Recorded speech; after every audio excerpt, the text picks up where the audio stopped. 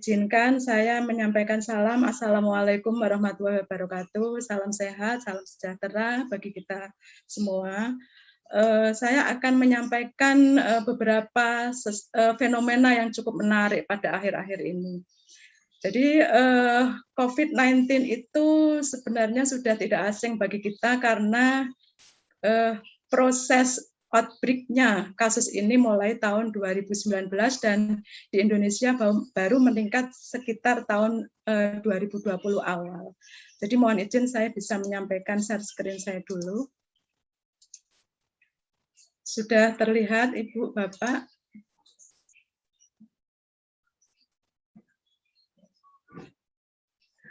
Sudah terlihat nggak untuk PPT saya? Saya tidak akan memperkenalkan lagi. Tadi sudah disampaikan oleh Ibu Yeti, nggih. Mungkin ada yang belum nih Bu. Ibu di IPMI juga ya Bu. Mohon maaf tadi saya tidak melihat di dalam CV-nya nih. Sekretaris IPMI Jawa Timur. Iya, silakan. Saya sekretaris IPMI Jawa Timur. Baik, Ibu. Saya lanjutkan. Jadi hari ini kita akan mencoba sharing. Jadi saya yakin banyak teman-teman yang ada di ruang Zoom ini yang mungkin punya pengalaman lebih dan saya yakin juga mungkin mempunyai ilmu yang lebih ya. Jadi mari kita berbagi terkait dengan pelayanan keperawatan pada ibu hamil sebagai kelompok resiko masa pandemi COVID-19. Kenapa tema ini atau subtema ini saya coba angkat?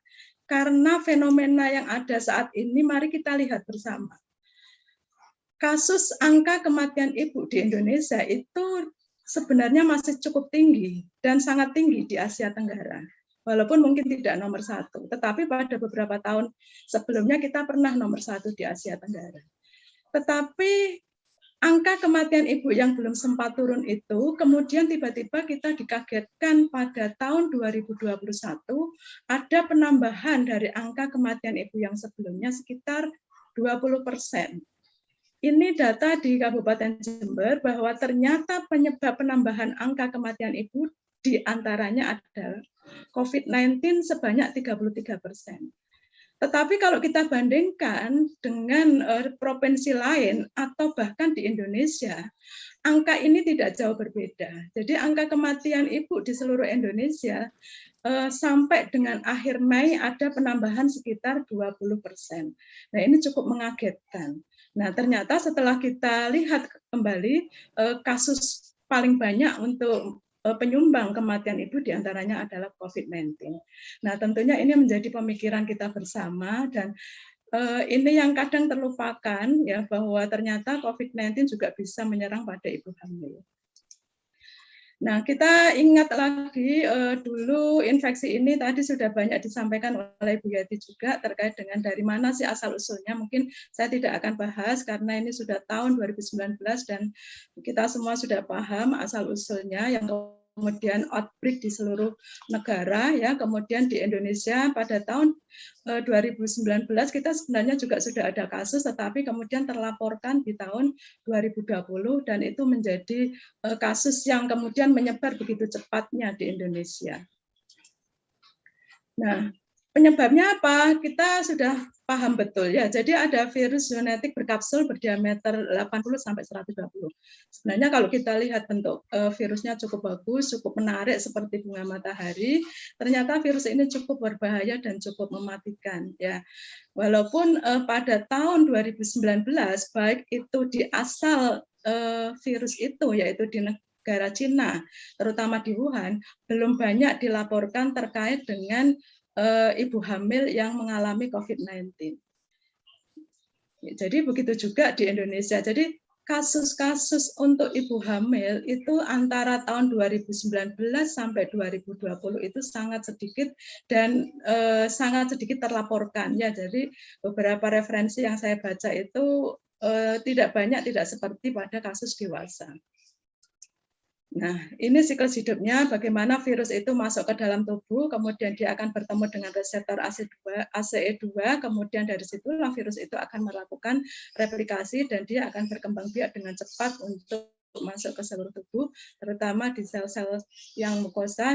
Nah, yang paling sering tempat untuk masuknya dari virus ini adalah melalui saluran pernapasan. Ya, jadi melalui droplet infection, ya, kemudian bisa dengan kontak erat, kontak fisik, tetapi yang dimaksud kontak fisik ini adalah kontak di mana orang yang berhubungan itu dia memang membawa mungkin bisa dari bersin atau apa dan lain sebagainya. Kemudian menyentuh benda, makanya salah satu pencegahan diantaranya adalah melakukan cuci tangan dan menggunakan masker. Ini merupakan cara-cara yang bisa meminimalisasi bagaimana seseorang itu bisa tertular virus COVID-19.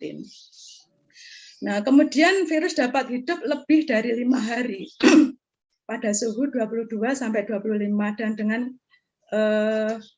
kelembapan yang relatif tinggi, yaitu 40 sampai 45%. Ya, sehingga makanya beberapa standar WHO itu menganjurkan kalau kita berada di lingkungan yang cukup lembab, misalnya di bawah AC dan sebagainya, itu diupayakan kalau bisa pintunya dibuka, ya, agar pertumbuhan dari virus ini tidak cepat. Nah, kemudian patogenesis dari virus ini, virus akan masuk melalui saluran pernapasan bagian atas. Nah, kalau seorang itu mempunyai imun yang bagus, maka mohon maaf, sepertinya internet saya tidak stabil. Kalau imun seseorang yang menderita virus COVID tadi bagus, maka virus tidak akan sampai ke. Sayangkan kita lihat bagaimana ini masuk ke dalam tubuh ibu hamil. Ya, jadi tahapan masuk menjadi perburuan menuju ke pada besar diderita pada ibu hamil dibandingkan pada orang dewasa atau mungkin wanita yang sedang tidak hamil. Nah, jadi gejala klinisnya sebenarnya tidak, ya, ibu yang sedang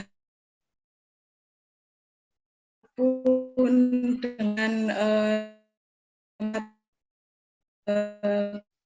yang adalah mungkin enggak. Halo Bu Azza, suaranya agak putus-putus ya Bu. Kemudian juga kemudian juga anak Bu. Kita sudah Bu, sudah terdengar suara saya? Nah, iya baru terdengar Bu. Ya, tadi juga terdengar cuma putus-putus Bu. Silakan. Hilang lagi Bu. Iya. Putus-putus Ibu. Iya. Oke, iya, saya berharap kesini tidak terjadi nggak Ibu? Lagi nggak? Ya, silakan. Sudah terdengar. Halo, sudah. Sudah. Nah, memang putus nyambung Bu kelihatannya.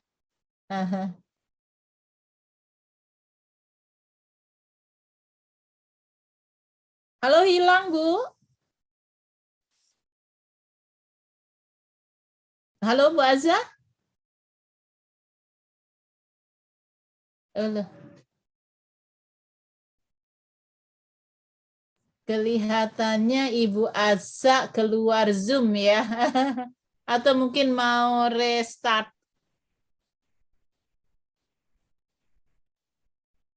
Audionya Halo? putus Ibu. Sebentar ya Bu, kita tunggu sebentar. Iya, kita coba dulu iya. Kelihatannya jaringannya mungkin ya Pak Ali kurang bagus. Iya, betul Ibu. Coba. Kita tunggu sebentar ya Bapak Ibu teman-teman. Halo Bu Azza. Ibu, Ya. saya sudah masuk. Oke, saya bantu share screen dari sini aja ya Bu. Halo, Oke. saya sudah masuk Ibu. Mohon maaf. Iya. Oh, Iya. Silakan Iya, Pak. Iya, coba dibantu Saya Pak. matikan kamera nggih biar untuk Iya. mengurangi sinyalnya nggih. Iya. Oke, bangga Bu. Nanti Pak Ali bantu share screen-nya ya. Oke. Oke, jadi kita lanjutkan. Mohon maaf sekali, salah satu kendala kalau menggunakan internet ternyata sinyal. Oke. Iya, begitu. Monggo Iya, lanjut, Bu. Lanjut, Bapak. Next. Ya, oke. Jadi gejala klinisnya sama dengan secara umum. Ya, secara umum artinya pasien atau ibu dengan kehamilan, kemudian dengan pasien secara umum itu gejalanya akan sama. Ya, namun ada beberapa hal yang nanti justru akan memberatkan ibu hamil. Ya, oke, next, Pak. Nah, jadi bagaimana dengan ibu hamil? Nah, kita tahu sebenarnya dengan status imunokompresi dan perubahan adaptasi fisiologis selama kehamilan, wanita hamil bisa lebih rentan terhadap infeksi COVID-19 daripada populasi umum. Karena COVID-19 menyebar dengan cepat. Namun sebenarnya kalau kita lihat lagi secara fisiologis ya, bahwa secara rasional itu kehamilan sendiri memiliki sifat protektif terhadap COVID-19. Karena TMPRS22 diinhibisi oleh progesteron dan estrogen pada ACE2, kemudian sitokin dan B sel, tidak ada resiko peningkatan transmisi dari vaginal delivery. Artinya apa? Pada masa itu, pada kasus di mana varian saat itu belum ke varian Delta yang seperti yang sekarang, itu ibu hamil itu belum termasuk menjadi kelompok yang beresiko. Tetapi dia diposisikan sebagai kelompok yang sama dengan kelompok-kelompok dewasa yang lainnya. Tetapi sekarang dengan adanya varian baru, maka ibu hamil itu diangkat atau diprioritaskan menjadi kelompok resiko yang harus kita perhatikan. Ya, next. Nah, kita lihat di sini. Sebenarnya secara fisiologis ibu itu sendiri dengan kehamilannya itu normal, itu sudah kondisinya sudah begitu memberatkan fisik ibu. Ya, pada jantung karena terjadi hemodilusi ya, sehingga terjadi peningkatan cardiac output, kemudian respirasi karena ada penekanan diafragma oleh pembesaran abdomen ini menyebabkan ibu itu gampang sesak. Nah, ini tentunya pada saat ibu itu mengalami COVID, kondisi memperburuk, kondisi yang jauh lebih buruk itu akan lebih mudah terjadi. Ya, kemudian begitu juga pada renal dan gastrointestinal. Ya, nah ini kondisi-kondisi ini yang harusnya kita perhatikan. Memang kalau kita bicara referensi bahwa kehamilan adalah kondisi yang fisiologis, tetapi pada masa COVID tetap yang fisiologis itu harus menjadi prioritas kita agar jangan sampai ibu yang fisiologis itu nanti berlanjut menjadi kondisi yang patologis. Next. Nah, kemudian kenapa sih sebenarnya ibu hamil kok termasuk kelompok rentan terinfeksi virus corona? Jadi di sini kita ketahui bersama bahwa ibu hamil itu cenderung mengalami gangguan, terutama pada saluran pernafasan saat terinfeksi virus jenis apapun.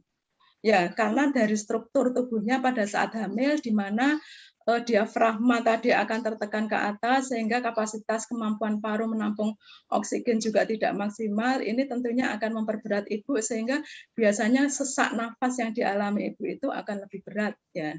Nah, kemudian kita lihat di sini ada perubahan sistem imun dan kardiovaskular pada ibu hamil yang cenderung akan berpotensi untuk menderita penyakit berat jika ia terinfeksi virus. Jadi sebenarnya tidak harus virus COVID-19 ya, virus apapun pada saat dia masuk ke dalam tubuh ibu hamil, maka resiko akan menjadi berat itu lebih mudah atau lebih memungkinkan terjadi. Nah, tentunya ada pendekatan-pendekatan preventif yang harus kita lakukan. Ya. Kemudian demam dengan penyebab apapun yang lebih dari 38 derajat di usia kandungan trimester pertama, ini akan meningkatkan angka kelainan bawaan. Jadi makanya diupayakan jangan sampai ibu itu sakit selama masa kehamilannya. Ya. Kemudian ibu hamil dengan penyakit penyerta seperti gula dan darah tinggi harus lebih waspada dan hati-hati. Nah, ini beberapa hal yang terkait dengan kenapa sih ibu hamil itu termasuk kelompok rentan terinfeksi virus. Next. Nah, kemudian kendati dinyatakan rentan, namun hingga saat ini belum ada bukti klinis mengenai penularan COVID dari ibu ke janin di dalam kandungan. Artinya beberapa referensi yang coba saya cari, karena mungkin penelitian-penelitian itu dilakukan di daerah Wuhan dan sebagainya, artinya masih menggunakan kasus atau virus lama, virus COVID-19, transmisi vertikal itu tidak ditemukan ya. Nah ini dan penelitian yang kasus baru dengan virus Delta ini yang masih minim sekali karena kasusnya baru saja terjadi dan baru outbreak dan hasil penelitiannya masih belum banyak mendukung ya. Kemudian kehamilan juga akan meningkatkan konsumsi oksigen, menurunkan kapasitas residual paru dan meningkatkan tekanan diafragma yang akan memperberat gejala pneumonia apabila ibu itu dinyatakan positif COVID. Next. Suara saya masih terdengar nggih Bapak Ibu sekalian? Terdengar Bu, bagus Bu. Nggih. Nggih, terima kasih. Nah, kemudian hasil literatur review yang coba saya cari, saya kupas dari beberapa referensi. Di sini dalam The Lancet and Infectious Disease pada penelitian di Wuhan, melaporkan bahwa fitur klinis hasil kebidanan dan neonatal pada kehamilan dengan pneumonia COVID-19. 7 wanita hamil dengan pneumonia COVID-19 memiliki gejala onset yang mirip dilaporkan dengan pada orang dewasa. Artinya apa? Sebenarnya gejala yang dialami oleh ibu hamil dengan masyarakat umum yang tidak hamil, yang dia dinyatakan positif COVID-19, itu gejalanya sama, tidak ada bedanya. Cuma memang yang perlu kita ingat pada saat hamil itu ada 2 nyawa di situ. Ada ibu dan janin yang harus kita perhatikan. Ya. Kemudian belum jelas juga apakah COVID-19 menimbulkan resiko cacat lahir atau komplikasi selama kehamilan, kelahiran, termasuk keguguran. Ini kasus-kasusnya belum banyak dilaporkan atau belum banyak terlaporkan. Nah, tentunya ini dibutuhkan penelitian-penelitian yang lebih dalam lagi. Saya mengajak teman-teman sejawat, teman-teman yang ada di Zoominar ini untuk bisa lebih banyak mengeksplor, mungkin teman-teman bidan juga kalau ada yang bergabung di sini, karena cukup menarik ini untuk dilihat kasus-kasus kaitannya antara ibu yang terkena COVID-19 kemudian dampaknya terhadap pertumbuhan dan perkembangan janin yang ada di dalam kandungan. Kemudian CDC juga melaporkan ada sejumlah kecil kasus ibu yang dites positif COVID-19 dan melahirkan prematur. Ya, tetapi tidak diketahui apakah karena infeksi atau keadaan lain dari kehamilan tersebut. Kemudian beberapa referensi selain itu juga menyebutkan bahwa virus belum terdeteksi dalam cairan ketuban atau ASI. Artinya apa? Ibu yang hamil dengan positif COVID-19 masih tetap bisa memberikan ASI-nya. Kemudian belum dengan tidak adanya virus yang terdeteksi di cairan ketuban itu menandakan bahwa bayi tidak mungkin tertular virus itu melalui ketuban ibu ya. Nah, namun terkait dengan vertikal, transmisi vertikal melalui tali pusat atau plasenta, ini beberapa referensi yang sebelumnya memang dilaporkan juga tidak ada. Ya, harapannya nanti ada penelitian-penelitian yang lebih kaya lagi sehingga bisa memberikan data tambahan baru terkait dengan banyaknya varian virus COVID-19 ini. Ya, next. Nah, kemudian kalau misalnya ibu itu dilakukan pengkajian apabila dia sudah dinyatakan positif, ya, atau mungkin ibu itu memiliki gejala, jadi kita belum menyatakan positif tidak, maka yang harus kita kaji lebih detail adalah sejarah perjalanan. Artinya ibu sebelumnya punya riwayat habis jalan-jalan di mana? Apakah dia barusan berinteraksi atau mungkin berpindah atau mungkin melakukan perjalanan dari zona merah kemudian dia kembali ke rumahnya. Nah, ini juga perlu sekali detail untuk dikaji pada ibu. Ya. Kemudian yang berikutnya untuk pemeriksaan fisik kita perlu juga melakukan pengkajian dengan menggunakan pendekatan ABCDE. Ya, jadi airway, kemudian breathing, circulation, disability, exposure atau examination-nya juga harus kita kaji secara detail. Ya, karena apa? Ibu tadi termasuk kelompok resiko. Ya, mungkin ibu itu sesak. Ternyata setelah dikaji sesaknya karena kehamilan. Jadi mungkin juga bisa seperti itu. Nah, ini tetap harus kita waspadai. Kemudian juga kita kaji 6 parameter fisiologi sederhana untuk mengarah bahwa kemungkinan ibu itu mengarah ke COVID-19 sebelum dia dilakukan pemeriksaan yang lebih detail lagi. Di antaranya adalah pernafasan, kemudian saturasi oksigen, kemudian tekanan darah sistol, denyut nadi, dan tingkat kesadaran serta suhu ibu. Nah, baru kemudian untuk menentukan atau memastikan apakah dia betul-betul positif atau tidak, maka dilakukan pemeriksaan diagnostik. Ya, dan jangan lupa selain pemeriksaan diagnostik, karena ibu tadi saya sampaikan ibu itu di dalamnya ada janin yang dikandungnya, maka jangan lupa tambahkan pemeriksaan penambahan berat badan ibu bagaimana, kemudian DJJ, tinggi fundus uteri, tensi, HB, dan protein uri, serta mungkin lingkar lengan atas. Ya, jadi ini sesuatu hal yang sangat penting sekali yang harus kita kaji pada ibu hamil. Next. Nah, kemudian jika muncul kegawatan obstetri, misalnya kemungkinan ada tanda-tanda persalinan prematur, kemudian gerak janin berkurang, kemudian ada perdarahan, mual dan muntah, atau ada perburukan gejala COVID, maka segeralah ibu itu harus dibawa ke rumah sakit. Sebenarnya kondisi ini sudah dalam kondisi gawat, akan lebih baik ibu ditemukan lebih awal. Ya. Kemudian juga ada standar indikasi rawat inap, karena kita tahu ya, sekarang tidak semua rumah sakit COVID itu juga menyediakan layanan untuk rumah sakit ibu dengan COVID, ibu hamil dengan COVID. Contoh yang paling nyata di Jember aja dari 12 rumah sakit umum, itu hanya 2 yang siap menerima ibu hamil, maksudnya pelayanan COVID pada ibu hamil. Nah, ini kan cukup apa ya? Artinya kita sendiri belum siap semuanya. Ya, jadi untuk itu makanya data 20% tambahan angka kematian ibu itu menjadi real terjadi, dan itu sungguh-sungguh mengagetkan kita karena baru di bulan Mei angkanya sudah naik tambah 20%, ya. Nah, kemudian penanganan saat perawatan bagaimana? Ya, tentunya fokus pada oksigenasi. Sampai kemudian si ibu itu mendapatkan saturasi oksigennya 95%. Kenapa ini penting? Ingat, ibu di situ juga akan membawakan oksigen menuju ke plasenta janin melalui tali pusat. Melalui tali pusat. Ya, kalau ibu itu kekurangan oksigen, maka suplai oksigen menuju ke janinnya juga akan berkurang. Nah, ini tentunya akan membahayakan keselamatan janin yang ada di dalam kandungan. Ya, kemudian juga mungkin siapkan dengan heparin 5.000 unit untuk mencegah terjadinya tromboemboli dan pemberian antivirus. Kondisi-kondisi ini tentunya akan dilakukan jika ibu sudah masuk di dalam kasus gawat di rumah sakit. Ya.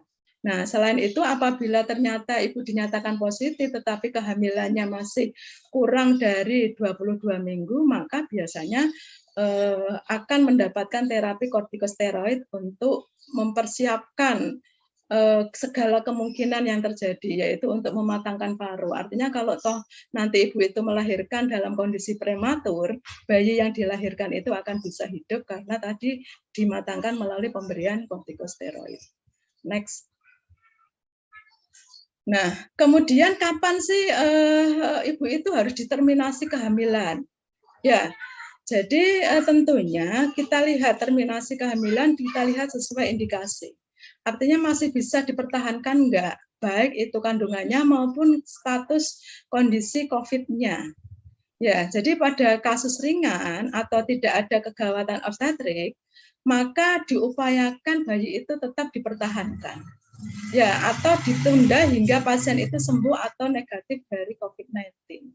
Tetapi kalau kondisinya memburuk, ya maka ya tadi alternatifnya salah satunya diupayakan pemberian pematangan paru tadi dengan kortikosteroid. Tetapi kemudian pada kasus berat juga bisa dipertimbangkan terminasi. Jadi kasus-kasus yang selama ini terjadi di lapangan, mohon maaf sekali ya, akhirnya harus ada pilihan. Mana yang harus kita selamatkan? Ya, jadi seringkali kasus yang kita temukan adalah bayi kita ibu hamil kemudian kita terminasi, kita selamatkan bayinya. Walaupun akhirnya kemudian ibunya meninggal, itu banyak sekali kasus yang terakhir dengan varian Delta ini. Ya, jadi ini sangat sedih ya kita melihatnya, mendengarnya ya. Jadi ibu hamil harus berjuang dengan kehamilannya dan kemudian berakhir dengan kematian karena terserang COVID-19 ya. Nah ini. Nah sebenarnya SC sendiri juga tidak setiap ibu kasus COVID-19 itu harus diterminasi dengan SC ya. Karena SC sendiri mestinya ada indikasi-indikasi atau jika ibu itu mengalami perburukan. Namun biasanya beberapa rumah sakit melakukan SC itu karena tadi untuk mempercepat proses persalinannya ya. Jadi ini juga salah satu keputusan ya yang harus dilakukan oleh tenaga medis pada saat mengetahui bahwa si ibu tadi positif mengalami COVID-19. Nah, tetapi sebenarnya pada ibu yang positif itu tidak masalah kalau toh dia harus melahirkan secara pervaginal, tetapi tetap harus dalam pengawasan ketat, terutama penolong persalinan juga harus betul-betul menjaga diri jangan sampai karena dia menolong persalinan ibu, kemudian dia juga akhirnya tertular dari COVID-19. Ya, next. Nah. Kita berharap bahwa semua ibu itu sehat, baik ibu itu yang sedang hamil atau ibu yang sudah melahirkan, ya. Kemudian upaya yang bisa kita tingkatkan agar daya tahan tubuh ibu hamil itu sehat tinggi adalah upayakan makanan bergizi, ya. Jadi rendah karbohidrat. Jadi seringkali kita juga salah sekali memberikan edukasi, ibu tolong makan yang banyak 2 kali dari makanan yang orang biasa ya Bu ya, karena ibu sekarang sedang membawa bayi ini hati-hati dengan edukasi ini ya, karena mestinya kita lihat dulu apakah ibu saat itu sudah obesitas atau belum. Pada saat ibu itu positif sedang obesitas kemudian kita minta ibu makan banyak, ini juga sebenarnya sama saja edukasi yang keliru ya, ini harus perhatikan. Kemudian yang berikutnya adalah makanan tinggi protein, kaya serat, kaya vitamin C, D, E. Nah, Indonesia ini sebenarnya berlimpah ruah ya terkait dengan vitamin D, karena kita banyak sumbernya terutama dari energi matahari yang bisa kita ambil antara waktu jam 10 sampai jam 1. Ya, dari referensi mengatakan jam 10 sampai jam 1 siang, tetapi ada juga yang mengatakan mulai dari jam 9 sampai jam 12. Nah, monggo kita ambil jalan tengahnya saja. Kita hanya butuh sebenarnya 30 menit berpanas-panasan untuk mendapatkan dampak positif dari vitamin D. Ya, nah makanya itu untuk yang bisa kita lakukan. Nah, dan kita bisa anjurkan itu pada ibu hamil. Ya, kemudian ibu juga dimotivasi untuk mengkonsumsi kaya selenium dan zinc ya. Kemudian juga jangan lupa ibu itu juga diajarkan bagaimana dia berperilaku hidup bersih dan sehat. Upayakan meminimalisasi kontak dengan banyak orang di luar. Kalau mereka harus atau si ibu itu harus keluar, maka gunakan protokol kesehatan, menggunakan masker, cuci tangan dengan waktu yang tidak terlalu panjang di luar, karena tadi ibu itu termasuk kelompok yang rentan sekali. Ya, kemudian tetap ibu harus mampu menjalankan aktivitas fisik ringan. Jadi bukan hanya tiduran tok, tetapi ibu tetap harus bisa beraktivitas. Karena dengan beraktivitas suplai darah ke seluruh tubuh akan menjadi lebih baik. Ya, jadi darah itu akan mengalir ke seluruh tubuhnya. Next. Nah, kemudian bagaimana cara mencegah infeksi COVID-19 pada ibu hamil? Upayakan menjaga kebutuhan nutrisi, baik dalam jumlah dan kualitas. Nah, tentunya kita fokuskan kepada kualitas. Ya, jadi upayakan ibu itu mendapatkan cukup makanan yang memang dibutuhkan untuk meningkatkan daya tahan si ibu, juga untuk meningkatkan pertumbuhan dan perkembangan janin yang ada di dalam kandungan. Ya, jadi kita lihat kenapa masyarakat di kita itu kadang-kadang sulit untuk mengkonsumsi makanan, karena juga kadang tertabrak ya atau dipengaruhi oleh culture budaya-budaya yang ada yang membuat ibu itu dibatasi sekali untuk mengkonsumsi makanan-makanan sehat pada kehamilannya. Ya. Kemudian yang berikutnya adalah menjaga daya tahan dan imunitas tubuh ya. Jadi boleh kok ibu itu melakukan aktivitas ringan, boleh ibu itu berjemur, boleh ibu itu jalan-jalan, boleh ibu itu ya intinya harus mempunyai perasaan yang senang, happy ya, karena dengan kegembiraan, kesenangan itu akan meningkatkan imunitas ibu ya. Kemudian ibu dianjurkan juga rajin cuci tangan ya, kemudian jauhi tempat ramai. Ya, jadi kalau di desa-desa itu banyak sekali acara-acara. Nah, ini ibu-ibu hamil itu kurangi dulu selama masa pandemi ini ya. Kemudian kalau misalnya ibu itu terpaksa memang dia harus keluar, misalnya mengantarkan anak atau bagaimana dan sebagainya, ya jangan lupa tetap menggunakan masker. Tetapi dengan waktu yang tidak boleh terlalu lama untuk terpapar di keramaian kan begitu. Ya. Nah, kemudian tunda ke pelayanan kesehatan. Nah, ini kasus ini juga akhirnya banyak sekali ibu itu tiba-tiba pada saat periksa ternyata memiliki komplikasi. Nah, ini kita juga harus arif dan bijak ya untuk yang keenam ini. Next. Nah, ini anjuran ANC dari WHO ya, bahwa sebenarnya ibu itu terutama ibu hamil tidak dianjurkan sering-sering datang ke rumah sakit ya. Jadi silahkan ibu hamil itu melakukan kunjungan atau kontrol pada waktu-waktu tertentu, atau kalau dia merasa ada gejala atau gangguan yang mungkin merasa membuat dia itu tidak nyaman. Ya, jadi upayakan face to face kepada petugas kesehatan dan sebagainya itu bisa tidak sesering pada saat dulu.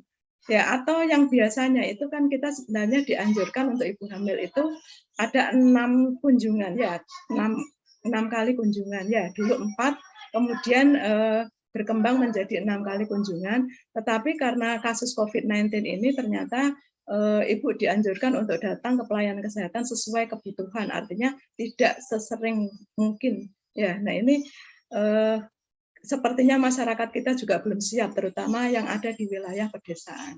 Sehingga seringkali pada saat datang tiba-tiba ternyata ibu ada komplikasi lain, misalnya preeklamsi atau tekanan darah naik yang tidak terkontrol mulai awal. Ini petugas kesehatan juga harus bisa lebih bijak dan aware untuk melihat kondisi-kondisi seperti ini. Ya. Next. Nah, kemudian apa sih suplemen yang disarankan oleh WHO untuk ibu hamil? Yaitu ibu boleh kok mengkonsumsi asam folat. Ya, nah sebenarnya asam folat ini juga banyak terdapat di dalam makanan, ya misalnya makanan ikan laut. Sayangnya ikan laut itu menjadi kontraindikasi bagi budaya-budaya tertentu. Katanya kalau ibu itu banyak makan ikan nanti amis baunya. Nah itu akhirnya ibu ikuti itu, dampaknya apa? Ya ibu kekurangan asam folat. Apa yang terjadi kalau kekurangan asam folat? Nanti tentunya akan mempengaruhi gangguan tumbuh kembang janinnya, baik perkembangan otak janin maupun mungkin juga bisa menyebabkan kasus-kasus hipertensi ibu dan lain sebagainya. Kemudian ibu juga dianjurkan untuk tetap mengkonsumsi zat besi atau tablet Fe selama 100 hari kehamilan. Ya, nah ini juga bisa diganti dengan makanan sehari-hari, ya yang mungkin mudah didapat pada ibu. Ya. Kemudian ada kalsium, ya, vitamin D dan vitamin C. Ya, jadi ini bukan pantangan ya, ini suplemen yang disarankan WHO. Artinya kalau ibu itu mengkonsumsi ini aman, ya, walaupun dia sedang hamil. Next. Next.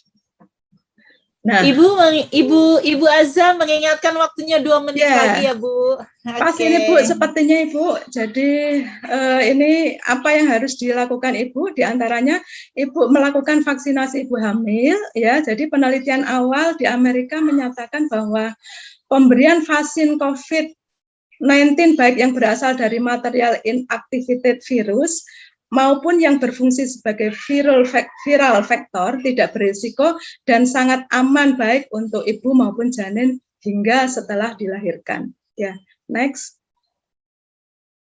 Nah, ini kejadian di Wuhan, ternyata ada bayi yang terinfeksi setelah sekian jam bayi itu lahir.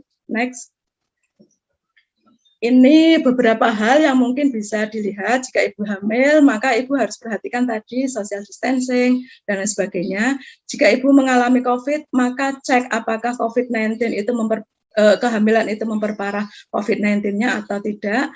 Kemudian apakah ibu itu beresiko menularkan atau terjadi transmisi antara ibu ke janin, ini juga kemungkinan dengan berkembangnya virus ini bisa saja terjadi walaupun penelitian sampai dengan saat ini masih diperlukan lebih banyak lagi.